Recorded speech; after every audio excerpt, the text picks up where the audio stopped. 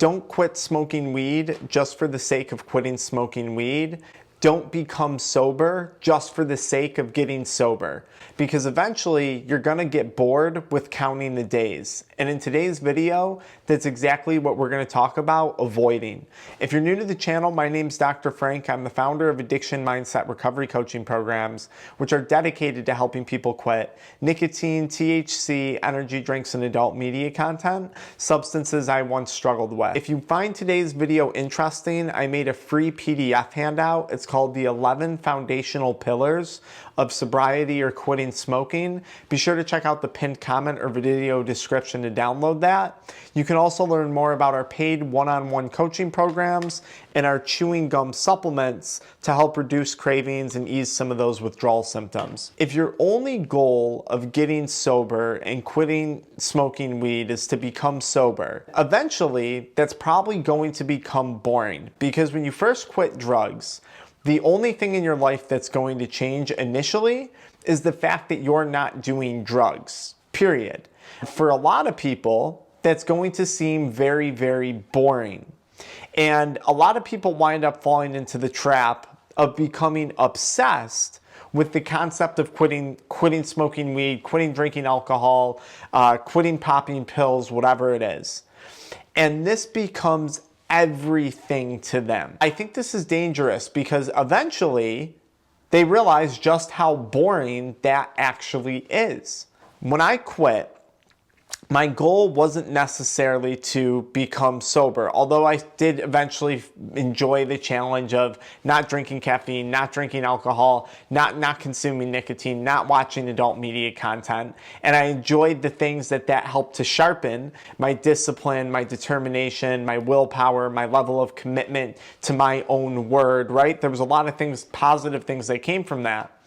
But I had very clear goals. I became sober from weed in hopes of further developing my career. That was probably a primary goal of mine, in hopes of further developing my business that I had already established, in hopes of further establishing my income. That was probably goal number one. Goal number two, I wanted to achieve better health. Not only did I not want to feel terrible, as I was suffering from Cannabinoid Hyperemesis Syndrome and cannabis-induced psychosis, but I wanted to actually create a body and a physical figure that I could be proud of, that I could feel confident in. And I understood that abusing energy drinks all day long, pounding nicotine all day long, smoking weed every night, drinking on the weekends, I understood that that was standing in the way. I had a goal of eventually meeting a special person whom I have now met, right, my wife, and I had a goal of starting a family because I eventually wanted to be able to provide for a family and take care of them. I had all of these goals, and then as time went on, as that boredom set in my sobriety, I one day picked up a camera and I started recording TikTok videos about quitting smoking.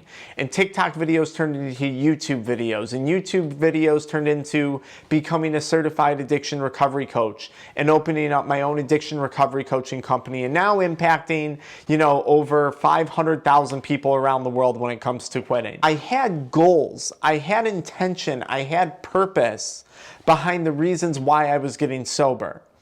And thank God I did, because I talk to a lot of people these days who have the goal of quitting smoking weed, and they're under the impression that everything's going to change just by making that change of quitting smoking. It might give you a better opportunity, but nothing changes if nothing changes. You eventually have to change. Quitting weed might give you the space to allow you to change, but you're the one who has to physically and psychologically make those changes and take those next steps.